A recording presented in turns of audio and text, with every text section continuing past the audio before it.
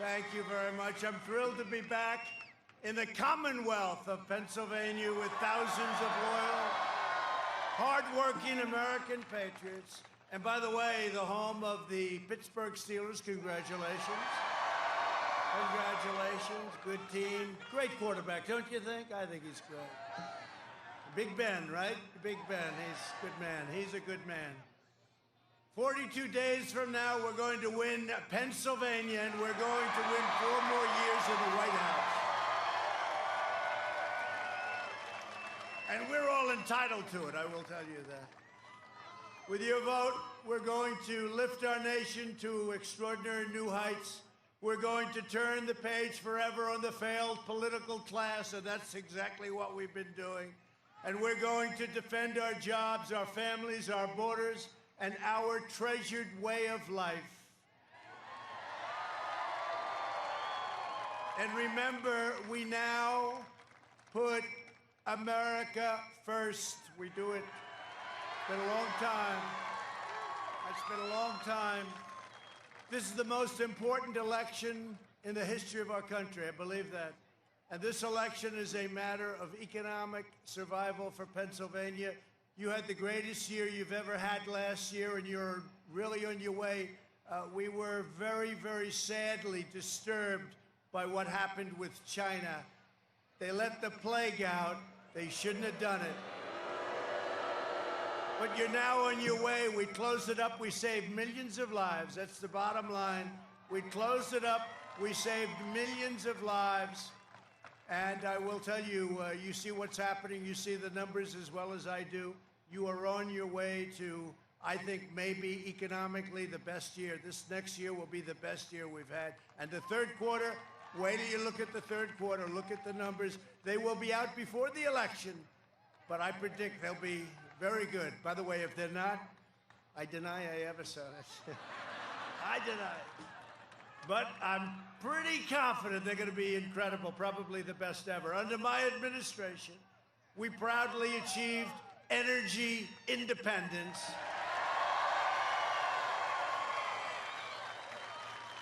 And don't forget, I am not the candidate, two candidates that said we're not going to have fracking, we're going to ban fracking. And he said that for a year.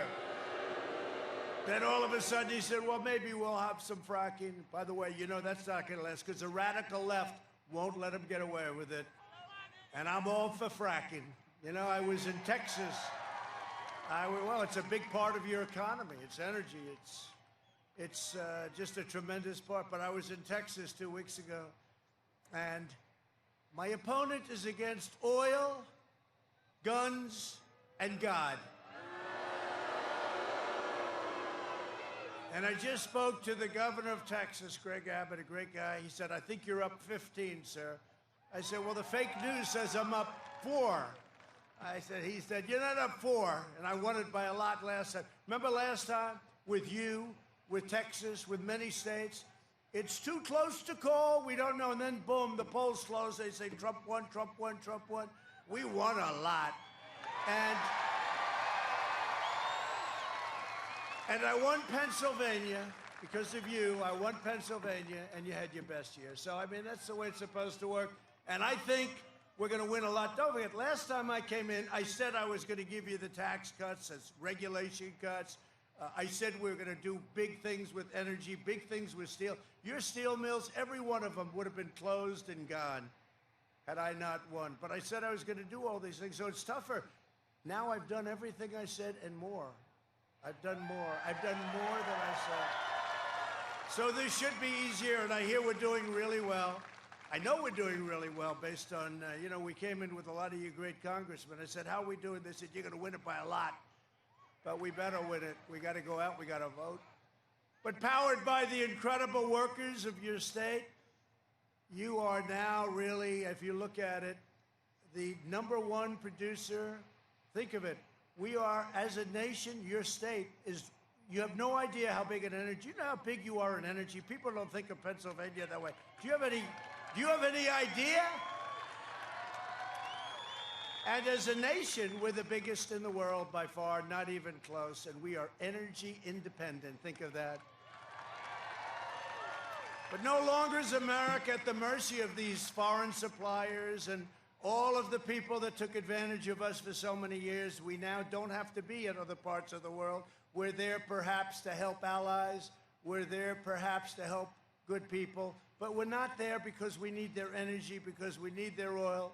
Instead, we're the dominant energy producer. We're going to keep it that way. We're going to always have it that way.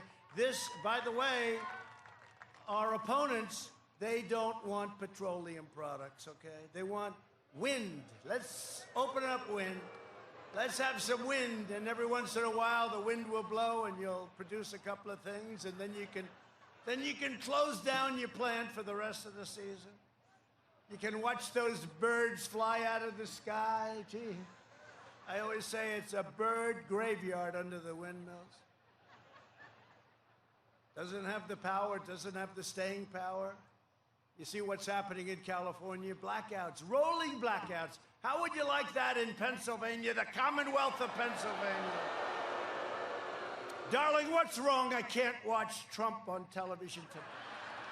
I can't watch our president. Darling, we have a rolling blackout. It'll only be a few hours. I think we'll be on by 2 o'clock in the morning, darling, and we can watch a rerun. Now, this is what's happening. You have rolling blackouts. You have, in some cases, just blackouts. I don't even call them rolling. Not going to happen to your state. Last year, I visited the Shell petrochemical plant in Beaver County, Pennsylvania. The largest investment in your state's history. And that was all made possible by our pro-energy policies. And we've done it a lot. In Louisiana, we're building some of the largest plants you've ever seen, largest in the world, and it's incredible, all related to energy. But your security and your jobs are in very grave peril because the radical left maniacs, they don't want to have anything to do with energy. They don't want anything to do with, they have different concepts, right? They have the Green New Deal, where there will be no energy almost of any kind. No, it's crazy. Thought of by AOC +3. You know AOC? Not a good student, not good at anything, but she's got a good line of crap, I'll tell you that. He's got a hell of a line. And she's got him, you know, she's radical left, but she's not as bad as some of them. How about Omar of Minnesota? We're going to win the state of Minnesota because of her, they say. She's telling us how to run our country. How did you do where you came from? How is your country doing? They're going to tell, she's going to tell us, she's telling us how to run our country. And you know what? The Democrats in Congress, you have to see what they're doing. Their stance on Israel, it's like a whole different world. It's like from 10 years ago, it's like a different world. And we want to keep our world the way it was and the way it's going to be. We've got the greatest country on earth, and we're going to keep it that way. We don't need socialists, and we don't need communists telling us how to run our country.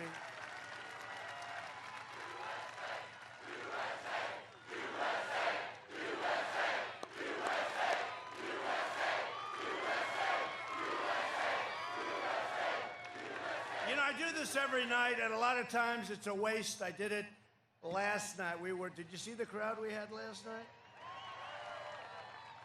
We were in a great place, Ohio, and we had a crowd. We had a crowd. You couldn't see the end of it, and I said, turn around, camera, turn around. But they never like doing that, you know? They don't like spinning those cameras. They don't want to show the crowd. They don't like showing it. They don't like showing. Show the crowd. And it's an honor, let me tell you. Look.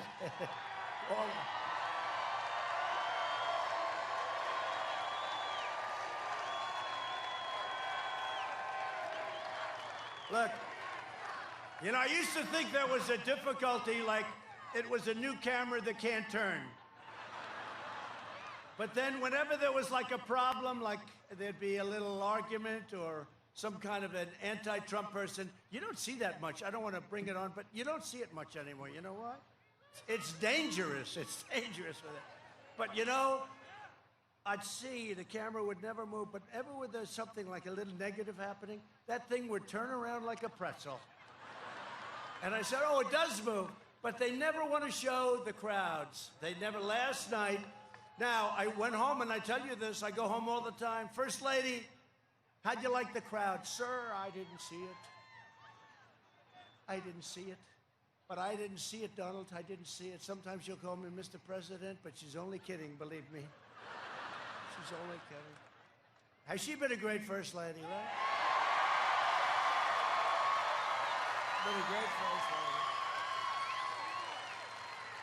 And very popular. She's really done a great job, and she works hard. You know, we have some great people here tonight. I brought certain members of my family, but I'm going to introduce them to you in a little while, okay? Great family. They work hard. I'll tell you what, they work hard. They really work hard. But I do wish they would show, because it would be, you know, it's actually better for them if they show. It shows the importance. The only thing you can do is, it's true. I'll say, how did it look? I don't know how it looked, but the sound was phenomenal, okay? It sounded like a Penn State football game, like a Steelers football game. You know, you can't disguise it. You ever see Sleepy Joe with the little circles? He puts them very far away, so far away, and then he comes up with the mask. He's like 100 yards from the nearest human being. He's got a mask. He feels good about the mask. I wonder, in the debate, it'll be him and I on the stage. Is he going to walk in with a mask? I'll be honest. He feels good about the mask, and that's okay. You know what? Whatever makes you feel good, he feels good. He feels good. I mean, honestly, what the hell did he spend all that money on the plastic surgery if he's going to cover it up with a mask? Seriously, the whole deal.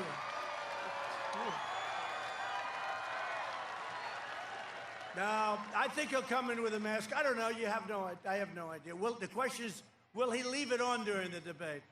Because it's a little hard, and I'm all for mess when you need him, I'm all. But when you're making a speech and the nearest person's like where you are, and you're on a stage all by yourself, and then he had a habit of taking it off, and it hangs down on his ear as he's speaking. He feels it makes him feel comfortable. And, you know, honestly, whatever makes you feel good is okay with me. But it'll be interesting. We're going to have a big rating on that. And, you know, he's been doing it all his life. He's been doing it for 47 years, and I've just started doing this stuff. I've just started. But, you know, I'm just thinking, but I did more in 47 months than he did in 47 years. It's true. It's true.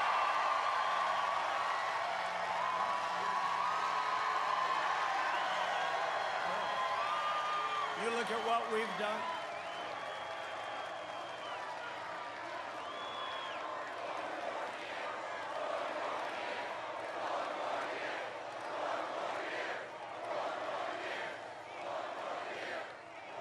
No, it's true.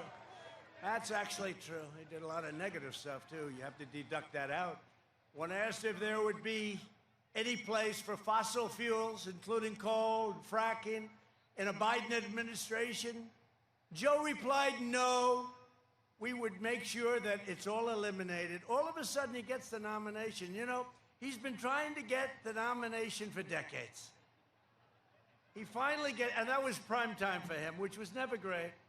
And he never got more than 1%. We called him, remember I called him, his first nickname was 1% Joe. And frankly, had Elizabeth Warren been loyal to her philosophy, which is radical left, socialism, perhaps communism, I don't know, perhaps. It's verging on communism, right? But had she been loyal, she would have left, she would have quit, she had no chance, she was out, Pocahontas, she was gone. Remember I said, I have more Indian blood in me than you have, and I have none. And I'd love to have some, but I don't happen to have any. And then she choked, and she went out and got a test, and she announced she had 1,024th, right? 1,000. That means, like, I said it last night, that means around 700 or 800 years ago, somewhere there was a little bit of a relationship going. That's okay. 700, 800 years ago, maybe. What a phony she is, huh? Isn't she terrible? And now we're going to pick a great woman, any one of the 5 that I told you, but any one of the women that we had, they're all great people, great scholars, great, brilliant people.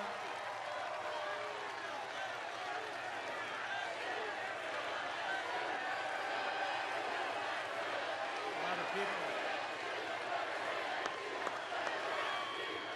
No, they're all great women.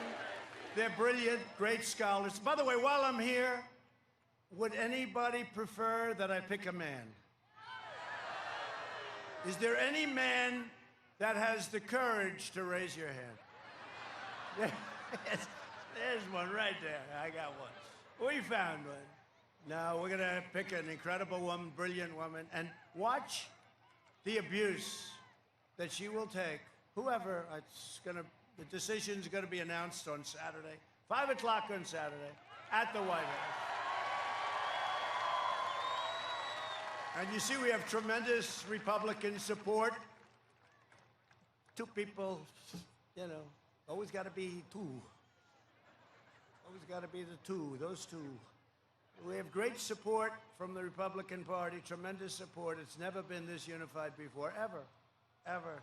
In the fake impeachment, we had 196 to nothing Republican support, and we had 52.5 to a half in the Senate. Who was the half? I can't imagine.